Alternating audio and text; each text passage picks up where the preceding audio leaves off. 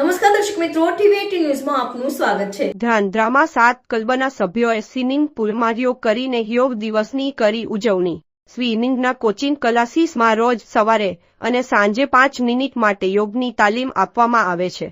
Coach દ્વારા પાણીમાં યોગના વિવિધ આસન કરાવવામાં આવે છે। યોગ કરવાથી શરીર ફિટ રહે છે અને સ્વિમિંગ કરવું તે પણ એક યોગ છે।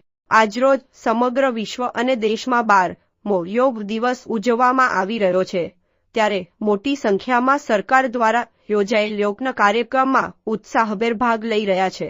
ત્યારે લોકો કંઈક અલગ રીતે યોગ કરીને યોગ દિવસની ઉજવણી કરી રહ્યા છે, જેમાં ધ્રાંગધ્રામાં હળવદ રોડ ઉપર આવેલ સ્વિમિંગ પુલમાં 7 ક્લબના સભ્યો દ્વારા પાણીમાં વિવિધ યોગના આસનો કરીને આ યોગ દિવસની ઉજવણી કરવામાં આવી હતી। પાણીમાં યોગ કરનાર ધ્રાંગધ્રા શહેરના 7 ક્લબમાં સ્વિમિંગના કોચ દ્વારા વિવિધ યોગ કરાવવામાં આવ્યા હતા।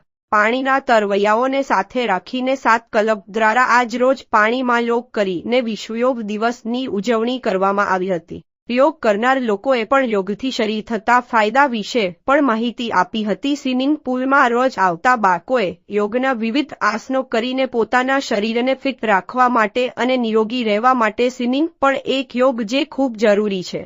ટીવી18 ન્યૂઝ રિપોર્ટર નયના જોશી।